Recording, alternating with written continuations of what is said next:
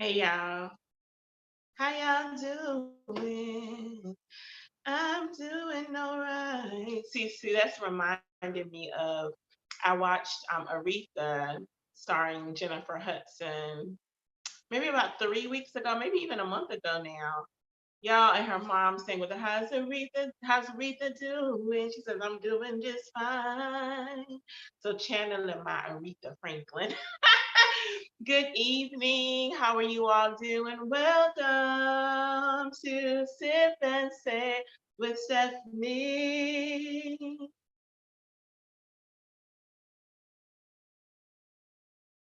How y'all feeling? How are you doing mentally? How are you emotionally? How are you physically? How is your heart? This time around, I first want to welcome you to the show. Thank you so much for joining me for Sip and Say with Stephanie. It is Thursday, June 24th, and I am June 23rd. I'm getting a day ahead. June 23rd. I'm really excited to be alive. I'm simply excited to be in the land of the living, to have activity of my limbs, and to truly be breathing on my own. So welcome to Sip and Say with Stephanie. I just wanted to do it again.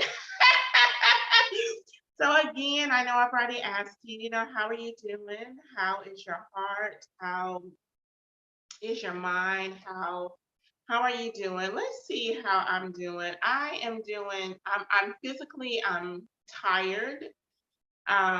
My body is tired these last few days. I have just been coming home, eating, doing just a little bit of cleanup or just a little bit of tidying, and by like 9 o'clock, I'm out. I have been so tired these last few days. I just feel like my body just needs to rest because I've been getting up early. I've been getting up early and then late from work because our hours changed during the summer.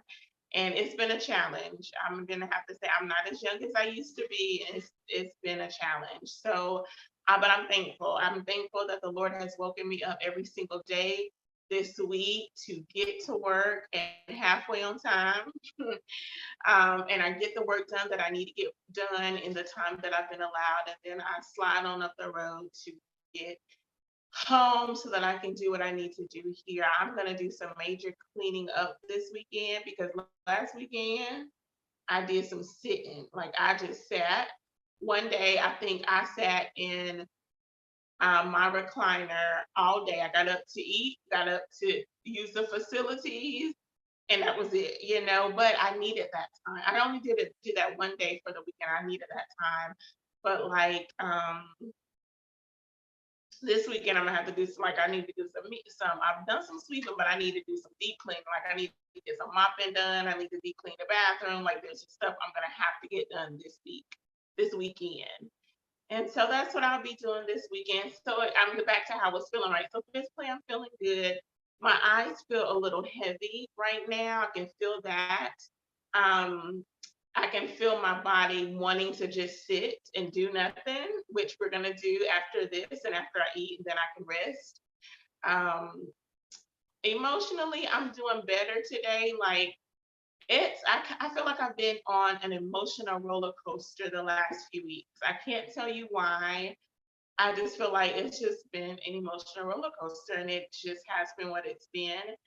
Um, so I've been praying and asking God for guidance and for direction, and I was I got up this morning. The Lord actually woke me up this morning. It was a little after 4, and I couldn't get back. I didn't think I was going to go back to sleep. So I started, thinking about this story that I'm editing and proofing. And then I started thinking about a situation that I navigated through at work yesterday, which was I was expecting it because of the person that it came from, but it still was very interesting how it came about. And so navigating through that, and then I was thinking about it early this morning when the Lord woke me up and wondering, did I make the right decision as far as my response? I actually responded to the words that were being spoken. instead of replying. Because if had I replied, it would have been something different. But I actually responded in a professional manner, and I believe I made the Lord proud. Because as the song says, it could have been another way. And so I'm thankful for navigating through that. And so I was thinking about that this morning and thinking about the story that I was writing. And y'all, I just started boohooing. I don't even know why. I think I just needed that emotional release. So I started crying and I was like, God, I have no idea why I'm crying, but I'm crying. I'm gonna let the tears flow. I cleaned up my face and I don't know if I dozed off or not. Um, I think I stayed woke. I don't remember. I might have dozed off, which is why I don't remember. But I released, either dozed off or did whatever. I eventually got up a little before 6 and, got ready for work. But so emotionally I feel more stable now than I have in the I would say last few weeks. My heart is feeling good. It's feeling pretty good. Like there are no issues there that I can think of. Like I feel like I've forgiven everybody I need to forgive and done everything that I need to do up until this point in my life. So I'm very thankful for that. So you all can type it in the chat or add it to the comment section a little bit later. Um, and you can just let us know how you're feeling, how you're doing. I heard somebody saying I've been trying to remember who did I hear say this. Um, and I think I may have mentioned this on a previous sip and say, so this could be a repeat. But I feel like it was Bishop T.D. Jakes that said this, that sometimes when people ask you, and if it wasn't him, y'all correct me. Um, when people ask you how are you doing, you see somebody in the grocery store or whatever the case may be, and they ask you, how you doing, and you're wondering like, what part of how I'm doing do you want me to respond to? Are you asking how I'm doing emotionally? Are you asking how I'm doing mentally? Are you asking how I'm doing physically? Are you asking how my marriage is? Are you asking how my job is? Like, how am I doing on my job? How am I doing in my marriage? How am I doing as a mom? How am I doing as a dad? So I never pondered that or never thought about it because my thought is when someone asks you how you're doing, it's just a general, how are you? Like, give me an overview of all those things that I mentioned, your emotions, your heart, give me an overview. Give me the weather forecast, like the overview weather forecast of how you are doing. But I never really considered the different components that could affect how we're doing. Because see, we might be strong emotionally, and strong physically, but maybe our mental capacity is full or shattered or broken, and we just need some help in that arena. So I was like, it really is a loaded question if you think about it. How are you doing? And it's interesting that now that I'm thinking about this a little bit further, because I have a friend who had a family member, a close family member, to pass away recently, and when someone passes away, we always ask the family or the friends, the spouse, like, how are you doing? And I guess in my mind, I don't know why we ask that. I think we sincerely ask that, like, how are you doing? Like, how is your heart? How is your emotion? How are you doing? I know that you're grieving, but even as you're going through the grieving process, how are you doing in that grieving process? How are you navigating through? Are you doing well? Are you not doing well? Like, kind of how are you doing? And so, um, but I have asked her, how are you doing? I think I may have even asked, how is your emotions? Like, how is your heart? Just being specific, so she knows that I'm very concerned about, how she's feeling and what she's navigating through as far as grief. Because grief is no joke. Grief is no joke as it relates to a death that was unexpected. But even when it's a death that's expected, like normally sickness, um, it's still hard. It's still difficult. I remember when my grandmother passed away in 2012. Grandma had been sick for a couple of years, and she had went to the hospital, and then she ended up going to the nursing home. And so we went to her and granddaddy's house to like straighten up and get everything ready for her return. The weekend that we were cleaning up, did I know that weekend? I can't remember when God told me, but God told me that my grandmother was going to pass away soon and I needed to go home. So I did go home and see my grandmother. I can't remember if it was that weekend. I think it was. I think it was that weekend, if I'm not mistaken. It's been 10 years, so it was either that weekend or maybe after. But I think it was that weekend because I went to see grandma, I went to help out. So, but if God had not told me that my grandmother was going to pass away, I wouldn't have known because I expected her to recover. She was released. They took care of her at the hospital. They released her to the nursing home just at the step before she came to our house, back home. And so I wasn't expecting her to pass away. But of course, when God told me, your grandmother's going to pass away soon, you need to get home, I got my hind parts on home. And I'm glad I did. I'm glad I had time to spend with grandma, before she passed away. And it's so interesting. I feel like I want to say so much like God because the year before, her and granddaddy when they celebrated their wedding anniversary, we all went to Myrtle Beach as a family. Like it was a lot of us. It was a lot of us. Humphreys and the extended families, like my grandmother's family, her sister came, and some of the cousins and aunts, and was it our aunt, my grandma's sister came, and one of her cousins came. I think they were the only ones. But so we ascended on Myrtle Beach, like full Humphrey style, and we celebrated grandma and granddaddy's anniversary. Grandma she was a homebody, but just over the years she started getting out of the house and doing it. So we got her to Myrtle Beach, y'all, wheelchair and all. And we celebrated, y'all. We toasted their anniversary. Everyone shared some words of love and encouragement to them.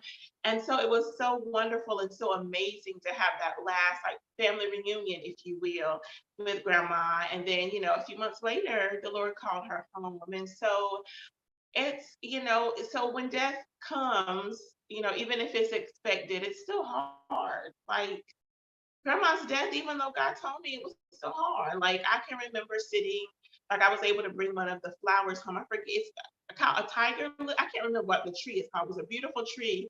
And I feel like I bought two of them home actually because we had quite a few flowers. And I don't think anybody else, I think other family members took other flowers, but I wanted those too. And I would remember just sitting on my sofa and looking at those flowers and crying. I went through a couple of weeks of just crying, just sitting on the chair or laying in my bed just crying because that was my grandma. I missed her. So again, death is so unexpected. So I'm definitely praying for my friend, and as she's navigating through, I actually called her. I actually text her today just to say sending you hugs and love. And she ended up, sending me a voice message, and I ended up calling her. And so she was traveling to go take care of her family members. Take care of some things for her family member that passed away, and I got a chance to chat with her. And so I know for me, for accountability, for me as her friend, I know I need to be a little more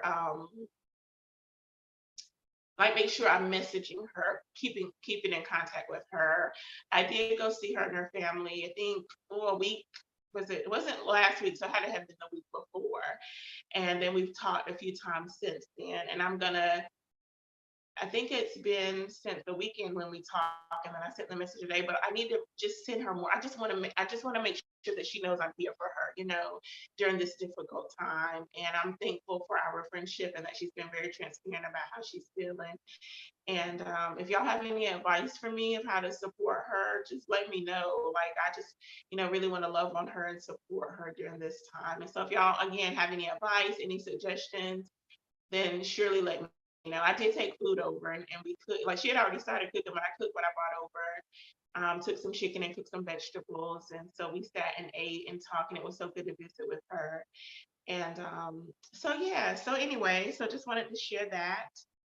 And yeah, so let's see what are you sipping? What are you sipping on tonight? I'm actually sipping on some water, some good old vegetable. Y'all, I have been feeling so dehydrated. Like I wish I would have brought my container over. So I have this, I think it's 64-ounce fluid ounces aluminum container that I take to work. I fill it up with ice and water and I take it to work. And I normally take a second aluminum water bottle that I keep in my car so that I can make sure that I take my black aluminum bottle into the job so I can have water to drink at my desk. But I keep the second smaller aluminum bottle in the car. I think it's 20 ounces, just to make sure that I'm hydrated.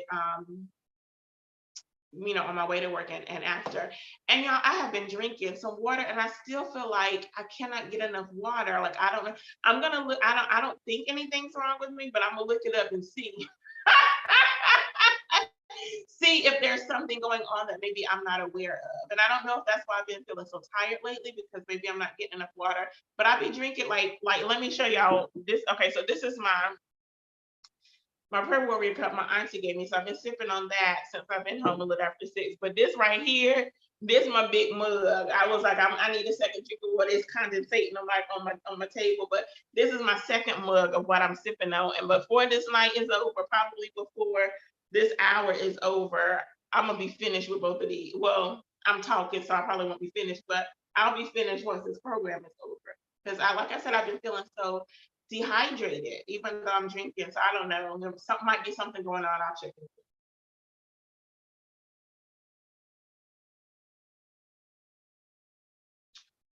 So what are y'all sipping on? Hey, I Wanda, glad you're here. What are y'all sipping on tonight? Y'all got juice, coffee, tea, wine, spritzer, alcohol-free drink. What y'all drinking on tonight? Y'all know what? I got some new tea. Oh, I wish I would have brought it over, y'all. I have some new tea that's in my cabinet, and I might end up going to grab it because I didn't realize I might have to go get my computer charger in a minute, but let me see it.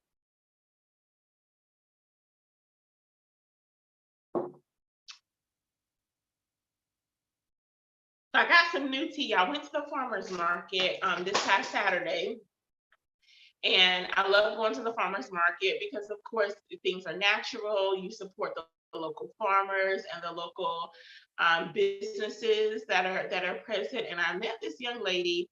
I don't even know her name. I didn't even pull out her business card. And so she was selling natural bath products, like bath fizzes. She was selling natural teas, and y'all, she was selling seasonings, like organic seasonings. I haven't used the seasonings yet because I haven't cooked this week. Yeah, sure haven't. Y'all, I've been eating, but it's been healthy eating, but I ain't been cooking, y'all. Woo. And so I haven't tried her teas or the natural organic seasoning, but I'm really excited to try. She's a Black woman. I love supporting Black-owned businesses. I love supporting women-owned businesses. And so I'm excited to. So she gave me the tea bags. She gave, and of course, the teas are in, the containers that seal the tea. I don't know what they're called, like the special containers. And then she gave me the tea bag. So I haven't brewed me any tea because it's been warm and I haven't wanted anything warm. But I'm excited to try her teas. And so maybe next Sip and Say with Stephanie, I'll have some of her teas so I can let you know how they are. She has some unique, y'all, I'm going to get up and get it because her flavors are really unique. And I didn't think about this, but I want to show you. And so I'm gonna go off camera for just a second. I'm gonna still be talking. So I'm actually gonna show you all her seasoning, and I'm gonna show you her tea. Because like y'all know, I love to support me a Black-owned business, and I don't know if you can get up in my area, and if you can't, that's okay. But I'm gonna show you anyway. She does have a website, so let me make a note, because sometimes y'all, when I tell y'all I'm gonna link something to the comments, I forget. So I'm gonna write it down to link this small business owner's website to the description. So I'm making a note. I tell people if I don't write it down, I will forget because sometimes I just can't rely on my memory. So look, y'all, her name is Spice and Team. So this is Daily Defense. This is a Daily Defense tea. She did tell me what's in it. So on her website, she says she lists all the ingredients. I'll put my date on what kind of tea it was. So y'all just disregard my little write-ins. I like to date stuff. So I dated it. I got it 6/18. I just like to date. So I'm gonna hide my write-ins. But this is her business. Can y'all see it? spice and things. So this is the Daily Defense tea. And when she told me what was in it, I was like, I'm gonna try this. So I don't know what's in it, but you can go on her website and find out. And then this one, y'all, this was the one I'm interested. Look at it. I've never seen a tea that looks like this. So this is the hazelnut cookie tea, y'all. Hazelnut cookie tea. Let me see if y'all can see. It's like a little blur, not glur. Look, little glur. I meant to say glare. It's a little glare there. With the, let me see if I can get it close. There we go. So anyway, this is the hazelnut cookie tea. And I'm excited. I haven't even opened these. I don't even know how they smell. That smells so good, y'all. So this smells just like hazelnut.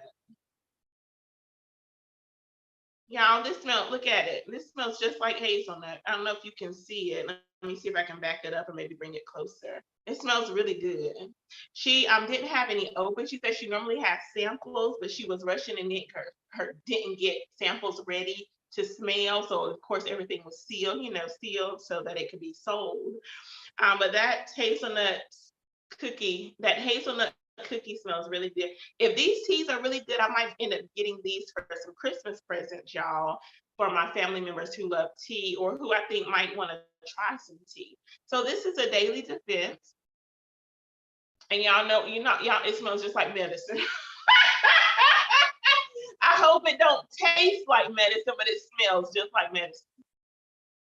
Yeah, it smells just like medicine, but it's a Daily Defense. So, but like I said, on her website, which I'll link to the description, she does have the ingredients that she uses to make her tea. So those are the organic teas. So these are her spices, you all. This is a sweet heat spice. And so she said that one of her customers uses just this. Like when they're grilling their meats or cooking their meats, they only use just this. And it has a blend of organic ingredients in it. Again, you can find the ingredients on her website. I haven't even opened this one either. Okay, so it's sealed, so I'm not going to unseal it because I'm not ready to use it yet. But this is a sweet heat spice. So hopefully by the time another sip and take comes, I can give you some, I can let you know what's in here. And this is the black truffle. I got this because of the truffle part, because I love truffles. I've never had a real truffle, like a truffle that grows.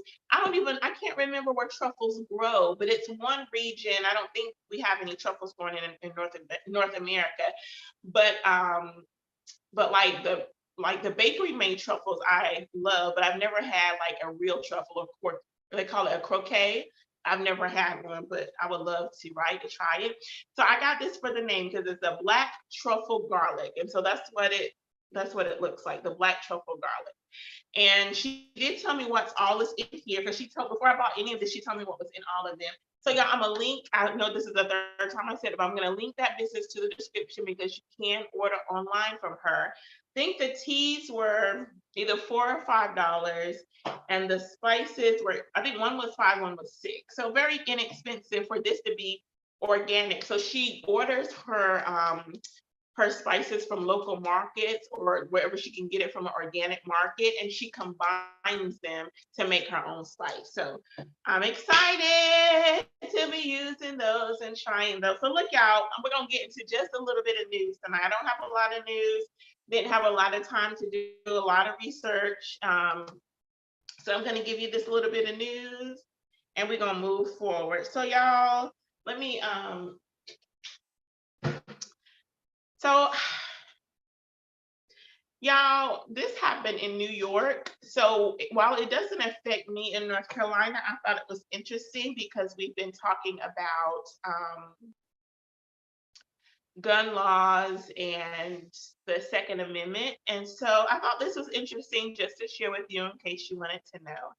So Wednesday, the Supreme Court ruled that it's a case of the New York State Rifle and Pistol Association versus Bruin.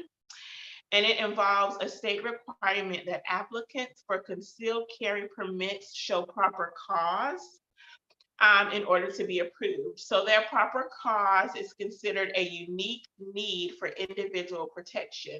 So if a New Yorker can show that proper cause, that unique need for individual self-protection, then they have the possibility of getting approved.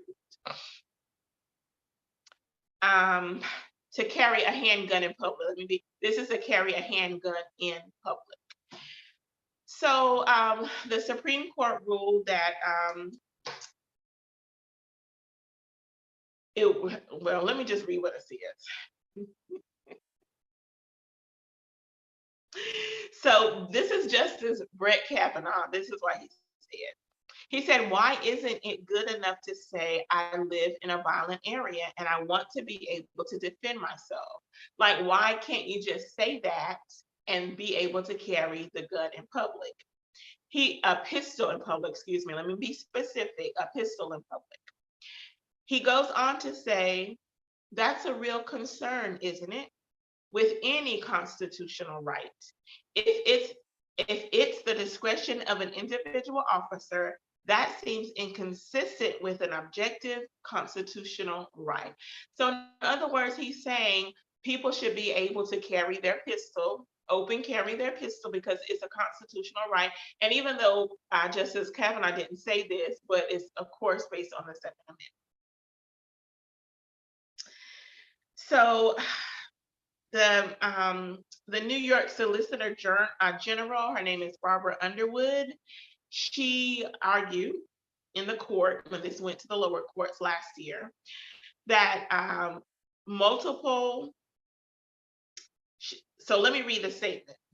Less restrictive. This is from the report. Less restrictive concealed carry regiments would multiply the number of firearms carried in high density places, like in the subway, maybe even at the zoo, because I think a lot of people do visit the zoo. I know we've gone. And so she went on to say that just this mass of, and this is my paraphrase, not a quote, this mass of having these pistols on subway, it could potentially terrify a lot of people. And so I think it's interesting that the Supreme Court got involved with that, and that that they said that it's a fundamental right to carry a concealed gun outside the home in public for self-defense. And so I feel like as long as you have the proper training and permit to carry your guns, then let it be what it's going to be. I know in the cities that I've applied for my gun permit, in order to get a concealed weapon, to carry a concealed weapon, you have to go through a training, and you have to, of course, pass the training and pay the fees, because the fees are significantly higher than just getting a gun permit. And so I feel like if you go through the proper training through an official, means, like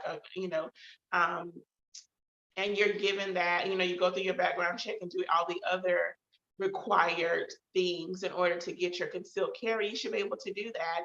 I don't know how open carry, what the open carry laws are in my state. I've never looked it up because, I just haven't. But in New York, it seems like the Supreme Court agrees with the individual who wants to do this. And so I want y'all to think about it. Like, do you think that a person should be able to say, I feel threatened, and then they're given the license for a gun to actually open carry, excuse me, let me be specific, open carry a pistol? Like I don't agree with Justice Kavanaugh on this one. Like I don't think that a person should be able to say, I live in a violent area and I want to be able to defend myself, and that's it. I can open carry a pistol. No, I think there should be some specific guidelines, some specific requirements in order to carry that gun openly. Now, the article that I was reading didn't say if this individual already had a gun permit or that if they were already licensed to carry. It didn't say or share that information, but I'm hoping that this ruling by the Supreme Court is in addition to the required documentation needed to apply for a gun, and receiving the proper permit to be able to carry a gun, and then this is an extension, is what I'm hoping. But I just thought it was interesting because we've been talking a lot about guns, especially since the Uvalde shooting and the shooting in Buffalo at Tops grocery store. There's been a whole lot more discussion, even with our legislators, about gun carry and stricter gun laws and different things like that. And I do know that Congress, and I'm not going to share too much about it because I didn't look it up. Excuse me a minute.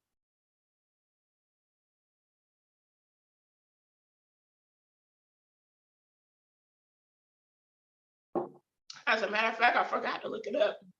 Y'all, I have not been watching the news this week. Last week and this week, I have not been watching the news. I will turn the news on, like last week, I don't think I turned the news on at all until Saturday. I think maybe Friday. I think I turned it on Friday because I wanted to know the weather for the weekend. This week, I turned the news on in the morning, yesterday morning and this morning. I think every day this morning, actually, so I can know what the weather is. As soon as they hit that weather, because sometimes I wait to the quarter hour, is usually when they do the weather. Um, I'll turn it on, listen to the weather, and turn it right back off. Like I have not been engaged with the news, and it's been good. It's been totally good. So I don't know if it was the House or the Senate that passed some gun laws or enacted some gun laws. I'll have to do some research on that. I might do it while I'm sitting here if I have the time. But if not, I might add the link to the description. Let me write it down. Add a link to the description so that you can do some research for yourself later. For that new gun law that was passed in Congress. Okay. Y'all, I thought this story was funny. Again, it's another state. It don't have nothing to do with us. And let me backtrack. The story isn't funny, but the way the dad tried to protect his son was extreme. I'll say it like that. And y'all, I'm not a parent, so I don't know, but it was extreme. So travel with me to Hardwick, Vermont, where a man attacked police with heavy machinery. Y'all gonna have to look this one up so y'all can see this excavator. So he used an excavator. So his son, the police came to his home. This is the mother and the father and the son. I can't remember why they came for the son. Let's see. They were there to arrest his son on assault charges from a prior incident. So they were there to arrest him on assault charges from a prior incident. His mom, the mom of this 24-year-old, proceeded to fight. let me say it right. She fought with the police troopers.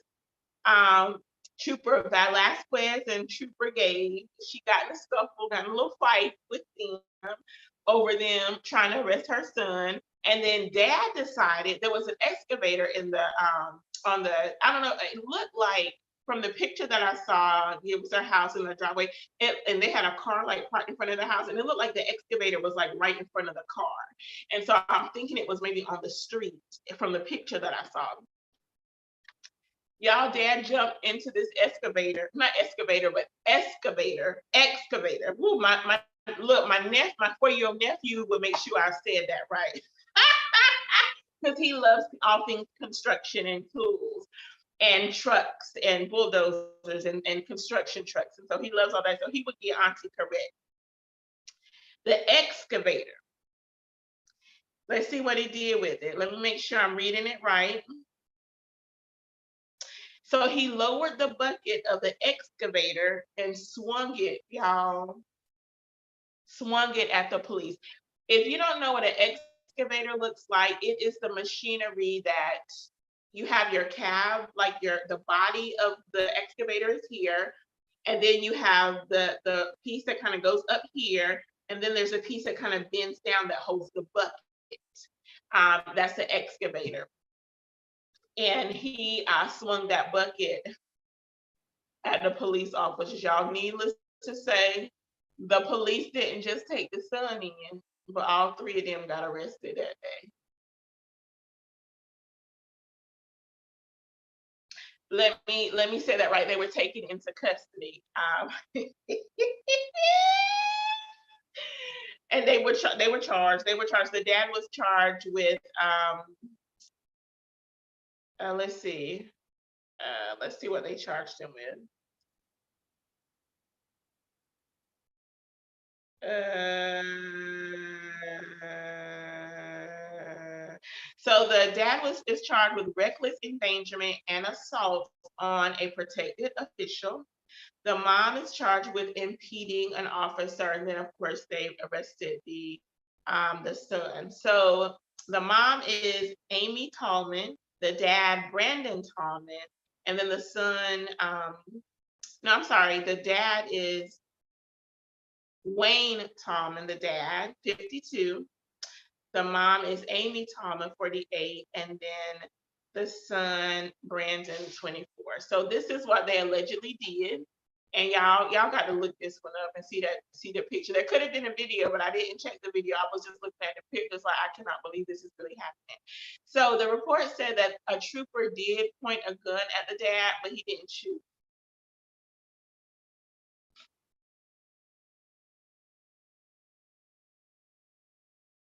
Did y'all hear what I said? The trooper pointed the gun at the dad, but he didn't shoot. He got an excavator, trying to hit police, but they don't shoot him.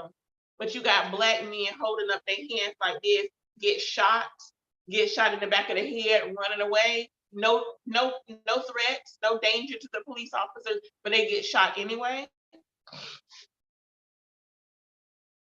Do y'all know what color this family is? Okay, I'm gonna leave that there. Black men be running away, trying to get away, and they get shot and killed. But you got somebody with a weapon, because he turned this construction machinery into a weapon because he trying to hit y'all with it. And if y'all would have got hit with it, if it would not have killed you, it would have damaged you. But yeah, he don't get shot. Not to say he should have. Y'all, I'm not saying he should have gotten shot. Like I'm just saying what I'm saying. I'm saying they gave him some grace, but our black men and women, they don't get the same grace. That's what I'm saying. This sip and say with Stephanie, so I'm gonna say what I want to say. And so yeah, so all three of them, I don't know if they've been bailed out or anything like that, but they all are facing charges. An excavator, y'all look it up. If you've never seen an excavator, like look it up and look up the story. Right. All right. So speaking of I guess all of my stories actually talk about gun violence. So I didn't mean it to be that way, but it is what it is what it is. Uvalde. So I did just a little bit of research, y'all. I didn't do much because, like I said, I have been so tired this week. Coming home, eating, going to bed.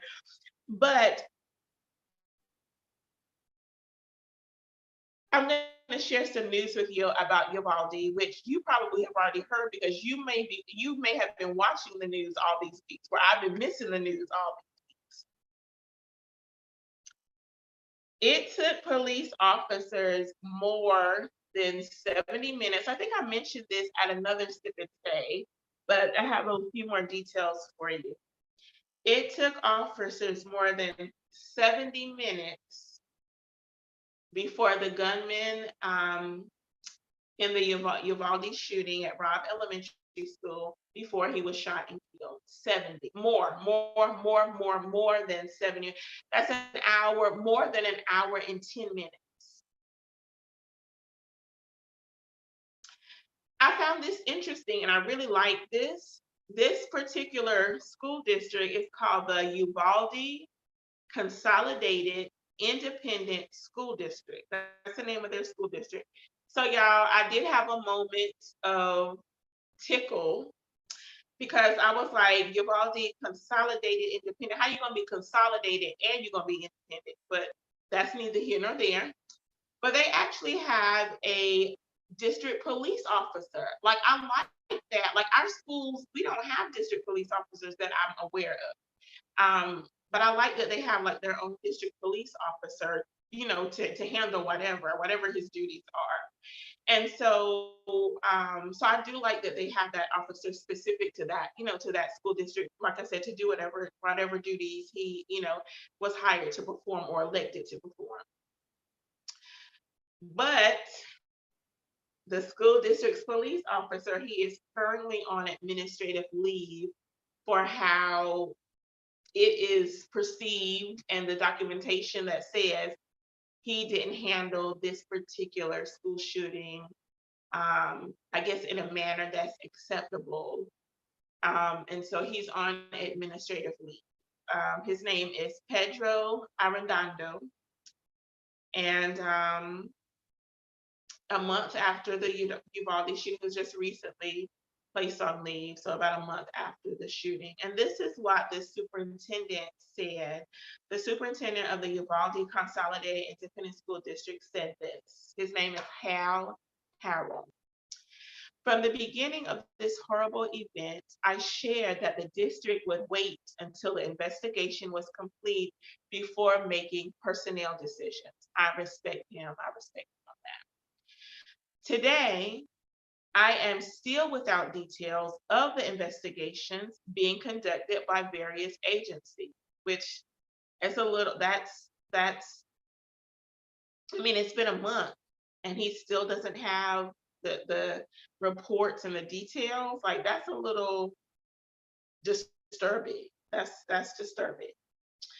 So the superintendent goes on to say, because of the lack of clarity that remains and the unknown timing of when I will receive the results of the investigations, I have made the decision to place Chief Arredondo on administrative leave effective on this date. I think this report was done sometime this week, but I don't have the exact date, on Wednesday. So on Wednesday. I respect the superintendent, waiting to make a decision to see, what the results of the investigation are. But I'm from part of this is just part of his statement. What I'm feeling from him is my hands are tied. Like, I'm waiting for the investigation to take place, but at the same time, somebody needs to be held accountable. And so he is holding the police chief accountable. The report didn't say how long this police chief is going to be on administrative leave. He noted that he's not even sure. The superintendent noted that he's not even sure when he's going to get all of the results of the investigation. So who knows how long this um, chief will be on leave. It did not indicate whether the police chief of the school district is on paid administrative leave or unpaid. That was not made clear. And it's possible, based on the district guidelines, that can't be disclosed. Like, if that's possible, because they have to do things legally, and so we don't know about that. What we do know is that, according to this report, officers were actually in the building and they were close to the rooms that the shooter was in. He was between room 111 and 112. And the officers were close to that room, but they still waited more than 70 minutes before shooting and killing the gunman. During this time, 19 children were killed and 2 teachers were killed, so a total of 21 individuals. So before I knew about this, about the police officers being like I think it says, like, make sure in the hallway outside of these rooms, I wondered, not that I wanted the gunman to kill any more children or teachers, but I wonder, why did he stay housed just in that room? Like, I was like, not, I'm glad he didn't go anywhere else. Like, I'm glad that no more children or teachers were harmed or killed. But I wonder, I was like, why is he housed? Like, why did he stay there?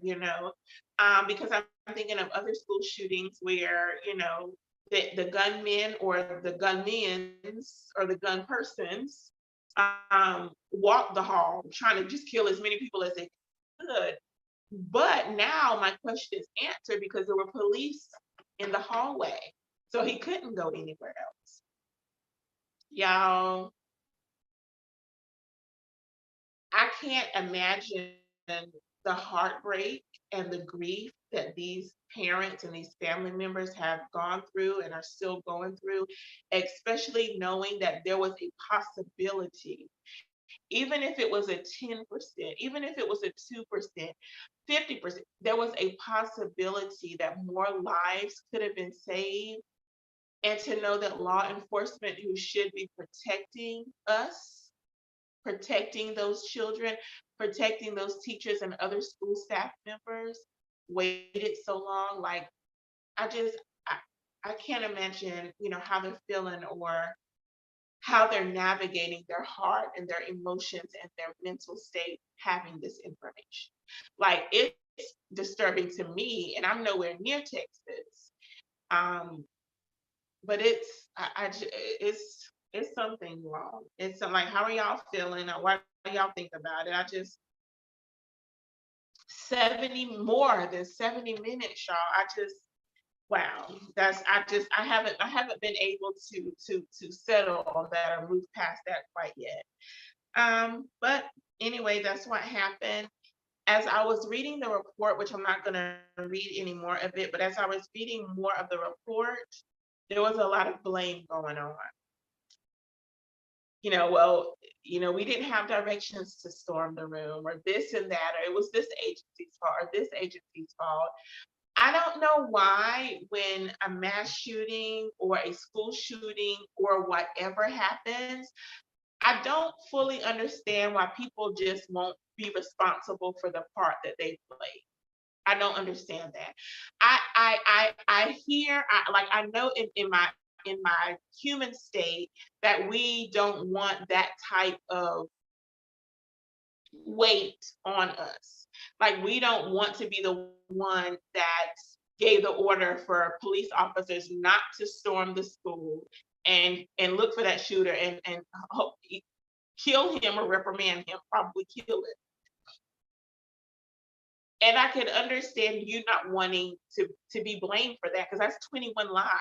You don't want to be blamed for 21 lives because civil suits can come about, like you can get sued, civil cases and things. So I get it as a human being, I get that. But playing this blame game is not helpful for anybody. It's not helpful for the families. It's not helpful for the community. It's not helpful for the investigations to take place in an integritous way and in a way that it can be closed. There are so many cold cases or open cases that have never been solved because the evidence wasn't there, somebody didn't come forward, the evidence was botched or whatever. But I feel like this is a beautiful opportunity for all of the agencies that were involved, all of the law enforcement that were involved, to come together and be like, I did this, I did this, I did this, I didn't do this, I didn't do this, I didn't do this, so that these families can have some closure. Because the more they play the blame game, the less the more time that families are going to be grieving and going to be asking questions and going to be wondering why. It to me it prolongs the grieving process. But if the families can have some closure about what the heck went wrong, why didn't y'all apprehend, kill this man before he took the lives of 21 people? Like I just wish that they would just be honest about it and forthright about it so closure can come about and the families can begin to heal. Some of the families might have begun the healing process already, and if they have, that's awesome.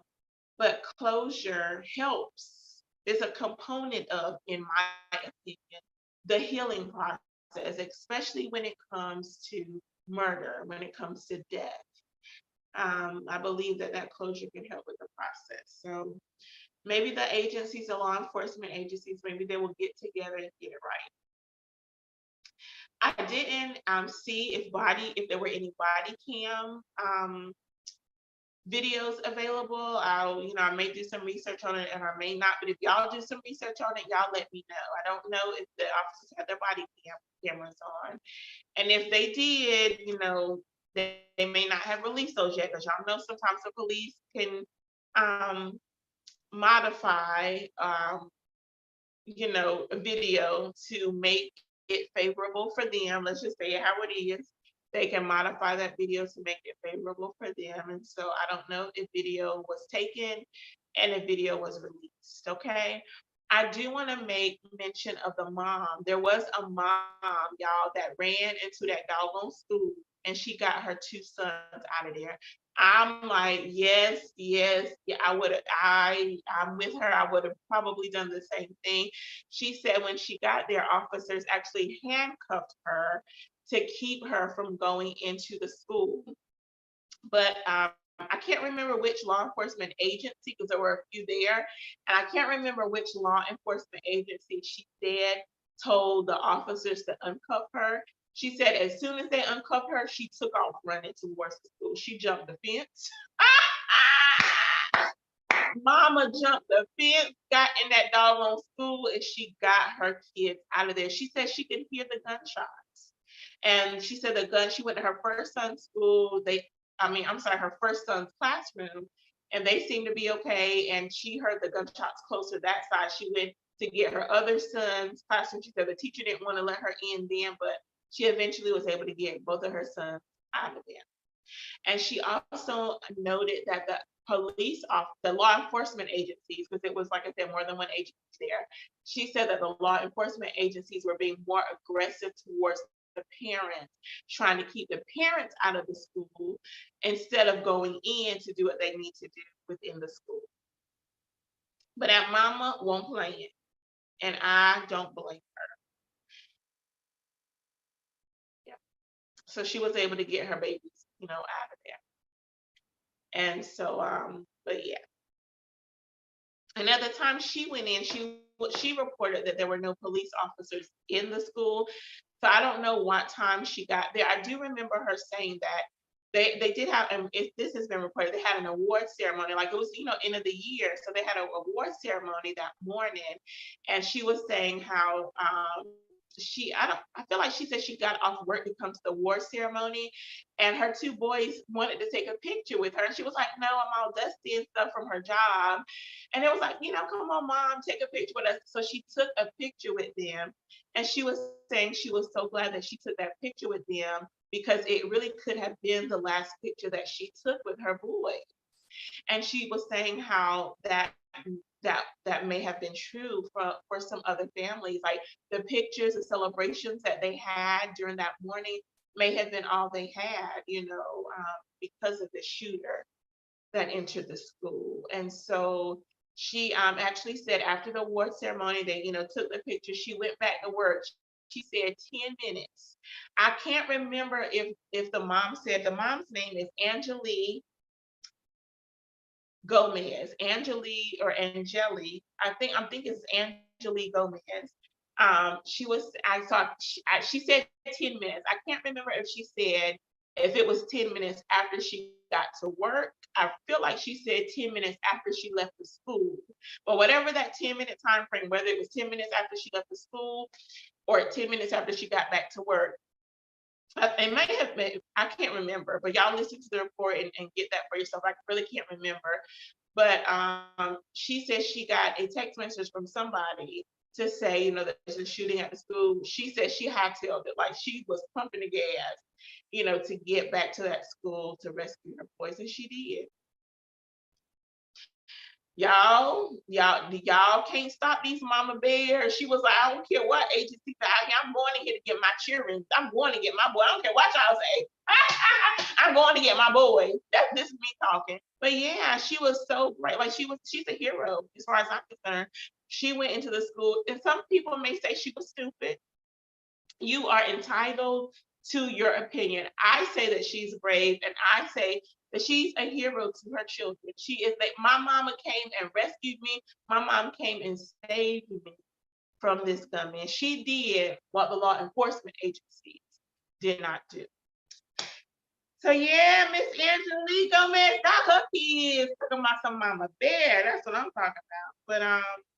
But yeah, I pray that the families that lost a child or a loved one with the teachers, that they will get some answers, that they will get some closure, so that they can walk forward. Hopefully, walk forward from this. All right. So my mom said people don't want to be held accountable because of fear of what will happen to them if they are associated with what happened or the end result. I agree. I totally agree with that. They don't, it could affect their job, their social life, their family life, their friends, even their future life. I agree with that. I totally agree with that. And I get it. I really, really get it. But at the same time, at the same time,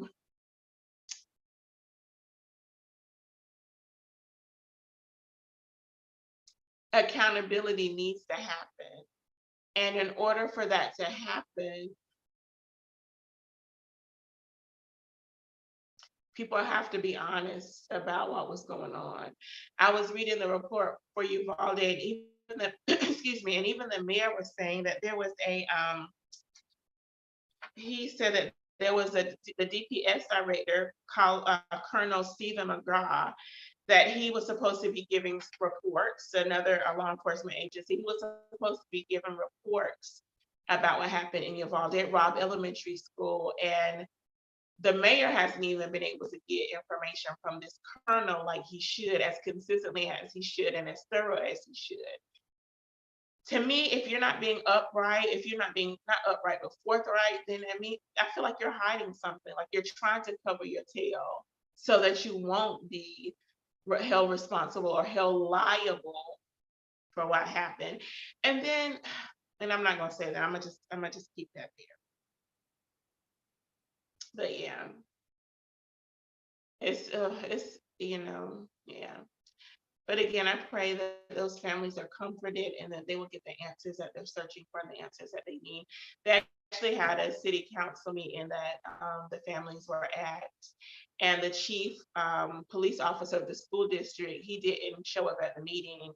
The council members excused him from coming to the meeting. Y'all, I'm just like, see, I feel like sometimes we protect the wrong ones. Just like there was a threat on Brett Kavanaugh's life, Justice, the Supreme Court, Brett Kavanaugh, I think a few weeks ago, and now he wants some protection.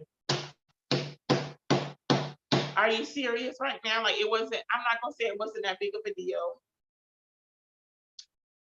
but people were in an uproar about Justice Brett Kavanaugh needing protection. I'm like, what about these kids in Uvalde? What about the kids at Fannie Hook? What about the kids at Columbine? Because it all goes back to the gun laws and and the process by which people can access guns. And y'all, I know people get guns illegally. Like I know that happens. But I go back to something I said at a previous sip and stay. If they had if gun owners had to have liability insurance, meaning if meaning that they would be held accountable for any, I don't know if it's murders or for whatever, because I didn't do any in-depth details about it, but that they will be held accountable, like if their gun kills somebody, especially in the case of like Ahmaud Arbery, he just running and get shot. Like there should be some more accountability there. We have the gun, we have the like each state has their own set of requirements for you obtaining a license and then purchasing a gun. Like each state has its own. But if you had to have liability insurance and be held accountable if that gun killed somebody or harmed somebody, I think gun owners and other individuals with guns will think twice about having those guns and using those guns. Now, I don't know how they would combat people who get guns illegally, because if they're getting the gun illegally, of course they're not going to have liability insurance on it. But the Uvalde shooter, he, from what I can remember of the reports, he did obtain his guns legally. But if he had some liability insurance on that, those families would have gotten some kind of payout, like something. I know that money doesn't replace a child or doesn't replace an adult, but liability insurance to me is still a good idea for gun owners. I just think it's a good idea. I don't currently know if there are guidelines. Well, we don't have liability insurance for gun owners, so of course there won't be any guidelines around it. But yeah, so that's a thought. I don't know that our like state leaders, because like I said, owning a gun and the requirements from owning a gun is by state, and even it could be by county in some respects. Let's see, when I got mine, the application process was different, but you still have to get your fingerprints and background check. That was consistent, but I feel like one application process was more simple than the other one that I got. So yeah, so by state, because there are state laws for gun, for gun obtaining a gun, but counties like the sheriff department, which is where I had to go to do the paperwork and the fingerprints and all that. The county could have some regulations as well. It's been a little while, so I can't really remember. But anywho, there are some guidelines, there are regulations, there are rules to follow, and that liability insurance, I believe, will help out. So look, y'all, this is the last thing that I'm going to share with us tonight. That's true. I agree that money could definitely help cover, cover the expenses. So that liability insurance, if states were to ever pass liability, that it's a requirement for gun owners to have liability insurance, then yes, that payout could definitely help with the funeral costs for the family, because y'all, funerals are expensive. So before the pandemic, it was significantly less expensive to cremate. But y'all, since this doggone pandemic happened, it costs almost as much to cremate as it does to have a body funeral. It should not cost a 5-figure number to bury somebody. It just shouldn't. Anyway, anyway, I'm gonna move on from that. So my mom also noted in the chat, accountability is the most important number one job description in the teachers, educators, principal, and other educational schools and institutions of education. Yes, I agree. They hold us accountable now. If those test scores don't look right, we get held accountable. Oh, they're coming for us. But yet you have these law enforcement agencies during this Uvalde shooting at Robb Elementary School, and they playing the blame game. Nobody's like taking responsibility, or at least being transparent enough so that the community knows exactly what happened. So it is like educators, we get accountability up for WUSA, but even police officers, to me, they don't have the levels of accountability that educators have, y'all. And I'm gonna leave that. And in the famous words of Forrest Gump, that's all I have to say about that. All right, moving right along. This is the last thing I'm going to report. So look, y'all. So the January 6th committee hearings have been happening. Today was actually day 6 of the hearing.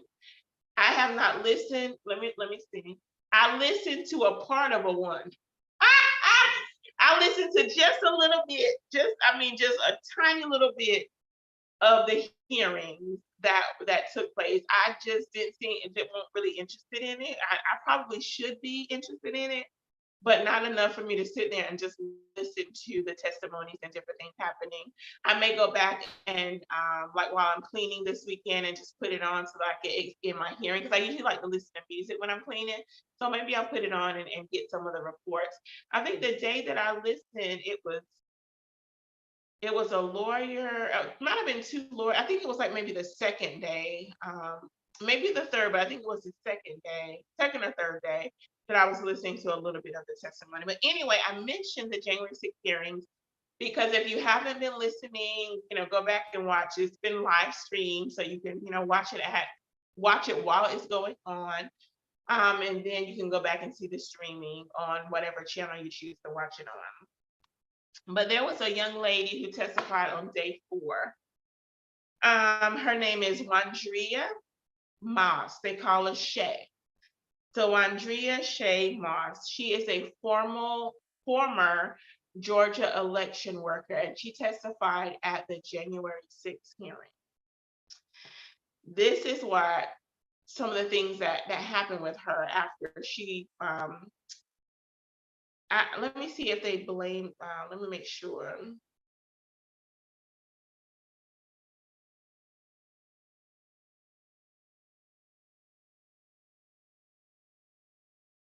She was harassed, so that there was abuse and a harassment that went on with various people in dealing with elections just for doing their job.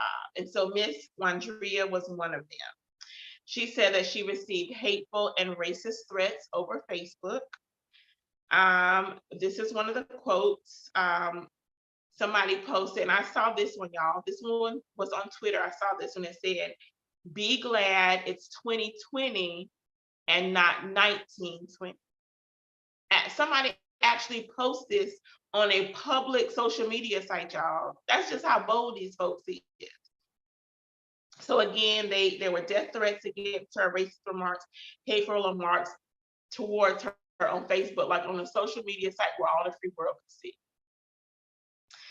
Not only did Miss Wandria Moss receive threats, her mother did as well. Miss Ruby did as well. She said that she became the target of terrifying abuse. She said, "For my entire professional life," this is a quote, "for my entire professional life, I was Lady Ruby. My community is Georgia, where I was born and lived my whole life. My community in Georgia, where I was born and lived my whole life, knew me as Lady Ruby. Now, I won't even introduce myself by my name anymore. I get nervous when I bump into someone I know in the grocery store who says my name. I'm worried about who is listening. I get nervous when I have to give my name for food orders. I'm always concerned of who is around me. I've lost my name and I've lost my reputation. I've lost my sense of security, all because a group of people, starting with number 45 and his ally Rudy Giuliani, decided to scapegoat me and my daughter Shay, to push their own lies about how the presidential election was stolen."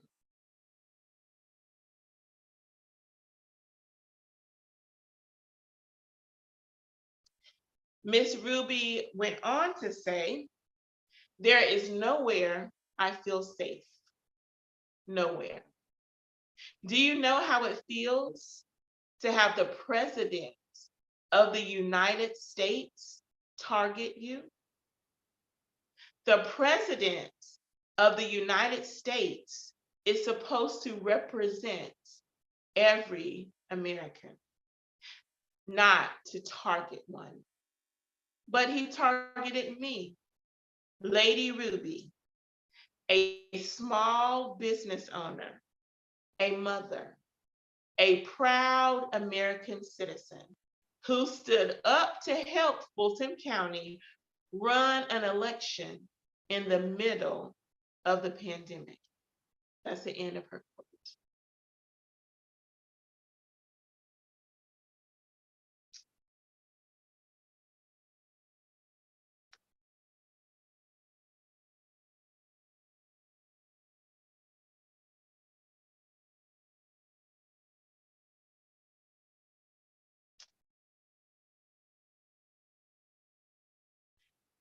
So Miss Moss, who is Miss Shay, Miss Wandria, the daughter, she said that the harassment went to her, or got her grandmother. I'll just say it like this: her grandmother was even harassed, y'all. Trump supporters visited the grandmother's home and threatened to make a citizen's arrest. This is what Ms. Shay said. She quoted, "I received a call from my grandmother. This woman is my everything. I've never even heard her or seen her cry ever in my life. And she called me screaming at the top of her lungs, like, 'Shay, oh my God, Shay,' just freaking me out, saying that people were at her home and they knocked on the door, and of course she opened it, and seeing who was there, who it was. And they just started pushing their way through, claiming that they were coming in to make a citizen's arrest. They needed to find me and my mom. They knew we were there. And she was just screaming and didn't know what to do. and I wasn't there. So, I just felt so helpless and so horrible for her. And she was just screaming. I told her to close the door. Don't open the door for anyone.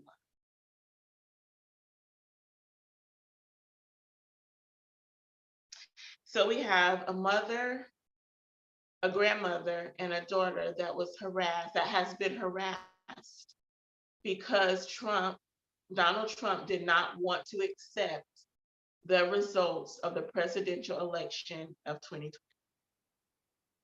You have this mother, this grandmother, and this daughter whose lives are forever changed because he will not just let it go.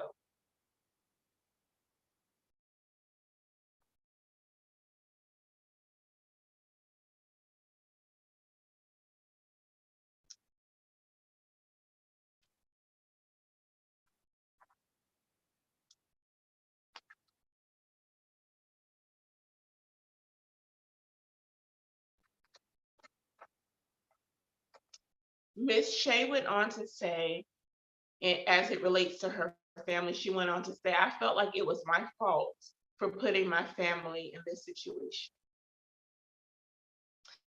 She went on to say, I no longer give out my business card. I don't transfer calls. I don't want anyone knowing my name. I don't want to go anywhere with my mom because she might yell my name out in the grocery aisle or something. I don't go to the grocery store at all. I haven't been anywhere at all. I've gained about 60 pounds. I just don't do anything anymore. I don't want to go anywhere. I second guess everything I do. It's affected my life in a major way, in every way, all because of lies. For me, doing my job, same thing I've been doing forever.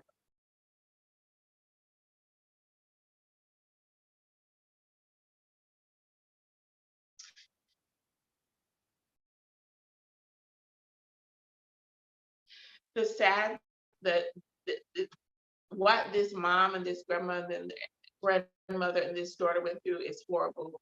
It's sad. It's unthinkable that the president of the United States initiated this hate, this racism, this pursuit of you for doing your job. Not only you, but your family. I don't know how they found out where the grandmother lived, but I know there are tech savvy people all over the place. But a grandmother, y'all, so I've heard people say that they don't understand Christians because they feel like Christianity is for weak-minded people. They feel like, serving this God, following the Bible, doing what this God says is weak. When I think about the persons who believe every single syllable, every word, every letter that comes out of Trump's mouth, they believe those things. It makes me think of those statements about that I've heard people say about Christians. Trump, because I'm sitting here thinking, can't you think for yourself? Like, do you not have an original thought? Are you not able to rationalize? And I do not agree. Christianity is not for weak-minded people. We are not weak-minded for being Christians. I just want to say that, but use that as an example, but just want to say that the Lord allows me to think and make my own decisions. I have made the decision and choose to follow the Bible because I believe it's the best way for me to live. Let's just get that clear. But I'm sitting here thinking about Trump supporters. Do y'all not have an original thought? Like, y'all believe every word this man says, every word that comes out of his mouth, they believe. He said the election was a fraud. The Bible says not to call nobody a fool. So I'm going to say these foolish people believed what he said. No evidence, no proof. So many law cases went before, the courts. Every one of them got dismissed. There were no reports. There was no evidence to say that the election was fraudulent because it was not. But these people, these weak-minded people, I'm gonna say it how I feel it, believe everything that Trump says. And do you know what, y'all? Trump still has the power over some of these people. Their mind is still seared with whatever lies Trump has said, and these foolish people still believing these lies, even on June, excuse me, we're not in January, we're in June, even on June 23rd, 2022, they're believing these lies still, that the election was stolen. Oh my Lord. No, nobody's gonna think for me. That just is what it is. I can read the Bible for myself. I can read information for myself. I can read facts for myself. I can research for myself. I can reference for myself. Like, I can think intelligently on my own and make my own decisions. Will I listen to what you have to say? Yes.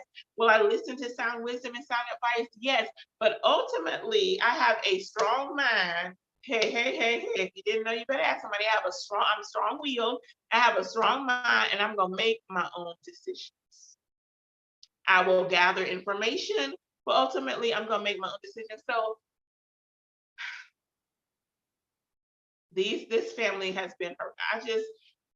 I'm hoping that the individual, there's one person that has been charged. I can't remember who it was because I'm relying on my memory for that, and I'm not recalling it right now.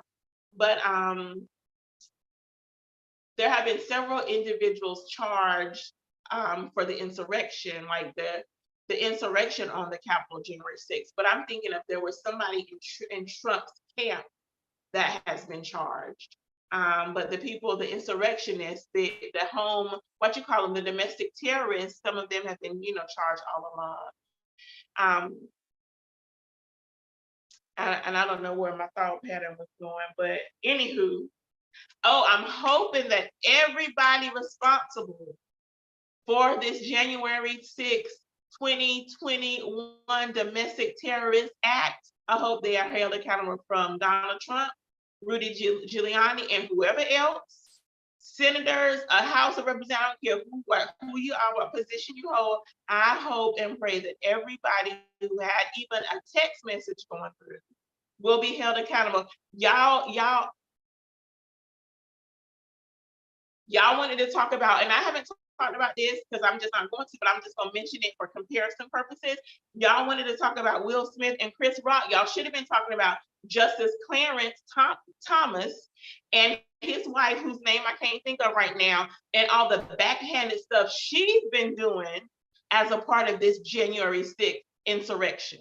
Y'all want to talk about a couple? Let's talk about them. Let's talk about the emails that were sent from her account to individuals concerning this January 6th domestic terrorism. Let's talk about that couple who actually, her and her husband's ear could have influence for the decisions that are made on the Supreme Court, which is the highest law of the land.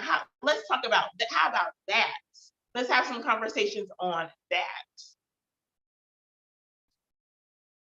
So anyway, y'all, let's pray for Miss Shay Moss. Let's pray for her mom. Let's pray for her grandmother, that they will find peace, that they will feel safe and secure enough to go out and about. Let's just pray for their safety.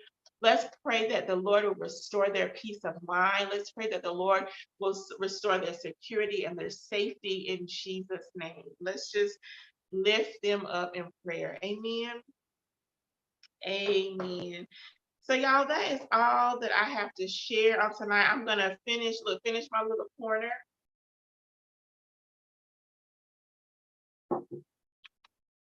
And I'm gonna get my big jug. It's been condensed, right? I'm gonna get my big jug and get my water.